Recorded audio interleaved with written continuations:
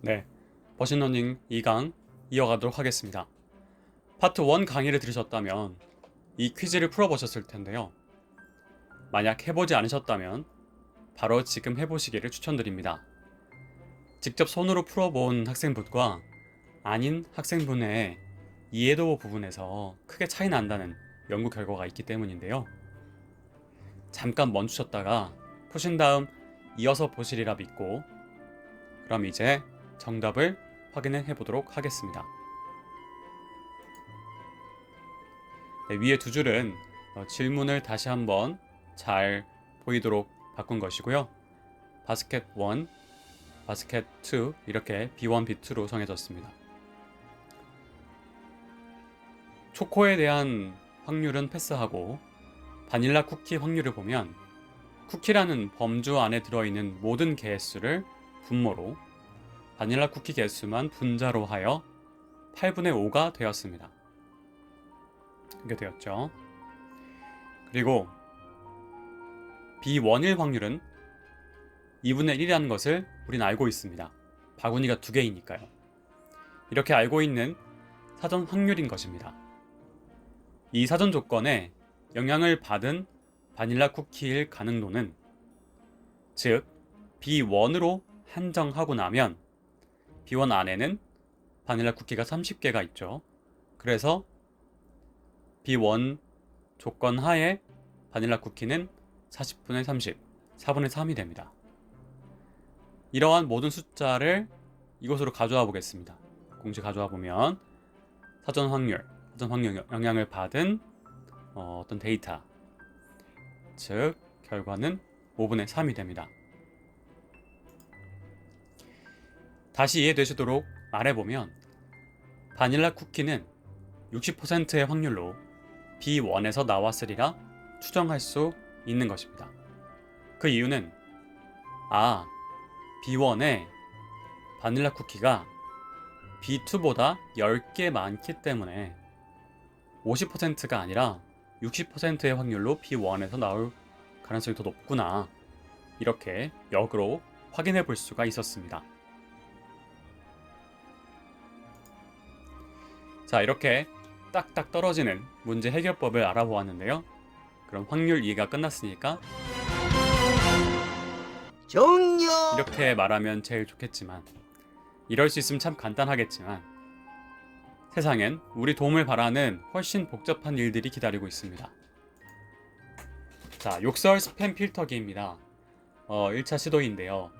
트리플 X라는 어떤 단어의 이 유무를 통해서 스팸 여부를 확인할 수 있을까요?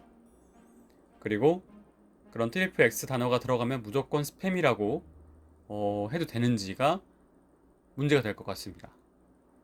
예를 들어서 와 미쳤다 이렇게 말하는 어떤 감탄사일 때와 이 아래와 같이 이렇게 약간 인신공격성의 어떤 말을 하는 것이 다르게 느껴질 수가 있기 때문인데요.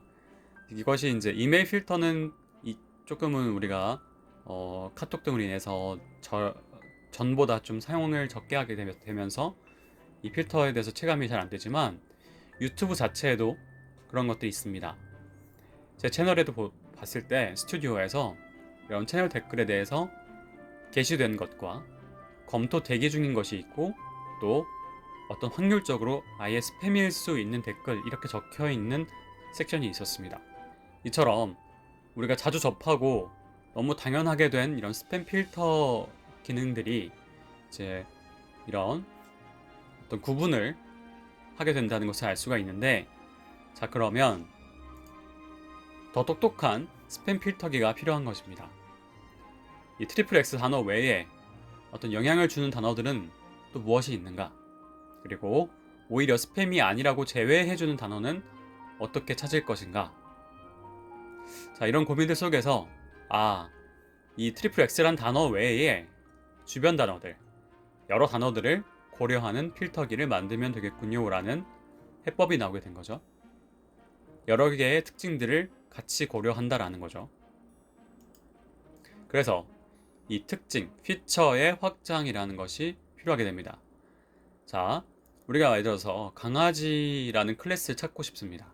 그럴 때 이 클래스라고 구분해 줄 수 있는 특징들을 전부 반영할 대상들이 뭐 포유류라는 거, 뭐 눈이 두 개라는 거, 코가 하나라는 거, 입이 하나라는 거, 다리가 네 개라는 거, 꼬리가 있다는 거, 이런 다양한 특징들을 반영할 수가 있을 것입니다. 그래서 우리는 이런 베이즈라는 이론을 적용하게 됩니다. 딱딱 떨어지지 않는 어떤 특징들이 있기 때문인데요. 순진한 베이즈라고 많이 검색이 되던데 밑에 이제 이런 스펠링 부분을 기억하기 편하시도록 제가 이렇게 분리해서 한번 써봤습니다. 그 다음 무엇이 순진하다는 걸까? 뭐 알아봤더니 나이브란 뜻이 뭐 순진하다는 의미도 있지만 단순하다, the simplicity of nature, 혹은 absence of artificiality, 어떤 가공이 없음에 대한 의미이기도 하더라고요. 즉 단순한 베이즈라고 보시면 좋을 것 같아요. 자, 그럼 단순한 베이즈인데 무엇을 단순화했느냐? 바로 가정을 단순화합니다. 어떤 가정이냐?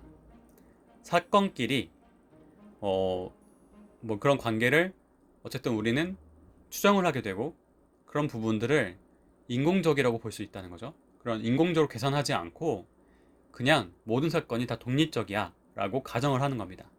자, 이런 것이 실제로 사용될 수가 있을까? 너무 간단화시켰는데 라고 생각하실 수도 있지만, 이렇게 초록창에서 검색을 해보면 나이브 베이즈 모델을 활용한 영화 별점 예측 시스템, 이런 구현 사례도 있습니다. 그냥 어떤 한 분이 진행을 하신 건데, 그 사례를 한번 보면 왜 시작하게 되었는가에 대한 의도에서 봤을 때, 왓챠라는 어떤 앱이 있죠. 거기서 예상 별점이 생각보다 나에게 잘 맞지 않은 것을 경험하신 겁니다. 그리고 그분께서 중요하게 생각하신 요인들은 감독과 배우와 평균 별점 등 그런 것들이 있는데 덜 반영된 것 같다 라고 체감하셨고, 그래서 나만을 위한 개인화된 모델을 만들고자 시도하신 겁니다. 이제 기존의 유사도 매트릭스를 통한 모델이 아닌 위의 요소들을 바탕으로 한 예측 모델이라고 적어졌는데, 기존에 예를 들어서 어떤 아이템들이 이렇게 있으면 여러 유저분들의 정보를, 유저스의 정보들을 이렇게 종합을 해서 매트릭스로 만들어 가지고, 그렇게 많은 사람들이 이쪽을 관심이 가졌으니까 이것을 추천해주면 되겠지, 이렇게 하는 것이 만약에 모델이었다고 하면, 새로운 모델에서는 본인께서 중요하게 생각했던 다음과 같은 피처들을 입력으로 넣고 어떤 함수를 거쳐서 해당 영화의 예상 별점을 맞춰보는 그런 예측 시스템을 만들고 싶으셨던 겁니다. 자, 그래서 이런 영화의 데이터를 이제 구하게 되실 텐데, 그 샘플 데이터는 왓챠 웹페이지에서 영화 평가를 스스로 544개를 하셨다고 해요. 와, 정말 대단하시죠. 자, 이랬을 때 그 피처가 리얼 밸류 피처가 있고 카테고리 밸류 피처가 있습니다. 무슨 말이냐? 이렇게 숫자로 표현될 수 있는 것과 숫자가 아니라 어떤 카테고리, 나눠질 수 있는 그런 네이밍된 그런 것들의 어떤 차이가 있는데요. 그러니까 숫자가 될 수 있는 것들은 뭐 별점, 평가지수, 좋아요 수, 상영 시간, 별점 분포 등등이 될 것이고, 카테고리 밸류는 감독, 배우, 장르, 상영 시간, 제작 국가 등이 가능합니다. 자, 그러고 나면 이런 피처들을 이것에 적합한 나이브 베이지안 클래시파이어를 통해서 어떤 별점을 추정될 것인데요. 자, 이 아래에 그런 리얼 밸류, 카테고리 밸류에 따라서 서로 다른 나이브 베이지안을 사용했다는 것을 알 수가 있습니다. 자, 그러면 이 각각에 대해서 한번 알아볼 텐데요. 나이브 베이지안에 대해서 전체적으로 어떤 것인지 다시 한번 살펴보겠습니다.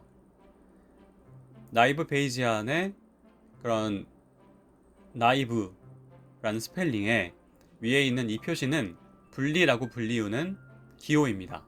그리고 이것이 언제 쓰이냐면 A와 I가 같이 한 번에 발음되지 않는다. 나이브로 분리해서 발음해달라 라는 의미로 사용된다고 합니다. 자, 복잡하게 하지 말고 단순하게 해결하자 라는 뜻이고, 각 변수의 관계가 독립임을 가정한다고 말씀드렸습니다. 그래서 계산이 용이해지는데 생각보다 성능이 좋은 것, 그래서 활용하게 된다는 것이죠. 앞서서 결합 확률, 이 joint probability 의 모습이 원래는 어떤 사전 확률에다가 PA에다가 그 A의 영향을 받은 B의 확률을 곱하는 것이었다고 말씀드렸습니다. 그런데 A의 영향을 받지 않게 되었으니까요, 가정에 의해서 이제는 그냥 B만 곱해주면 됩니다.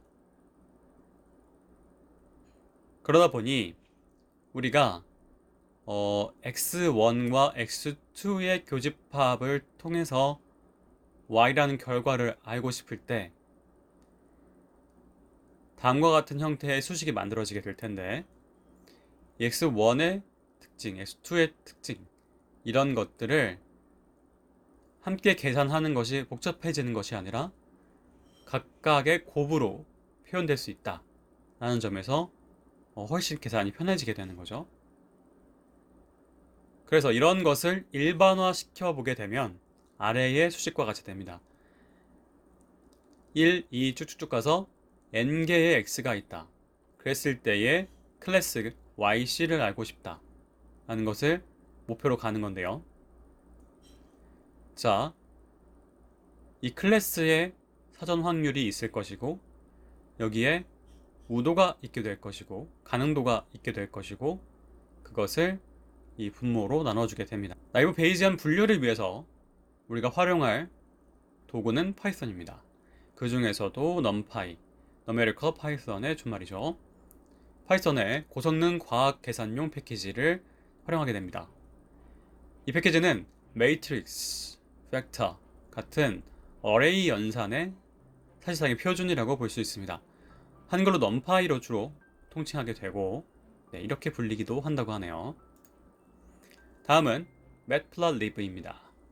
다음과 같은 용어들의 합산이라고 볼 수가 있는데, 비주얼라이제이션의 라이브러리다 이렇게 생각하시면 됩니다. 아래와 같이 다양한 종류의 플로트를 제공하는 것이죠. 자, 그렇다면 아까 말씀드렸던 나이브 베이스 클래시파이어의 두 가지 종류에 대해서 살펴보겠습니다.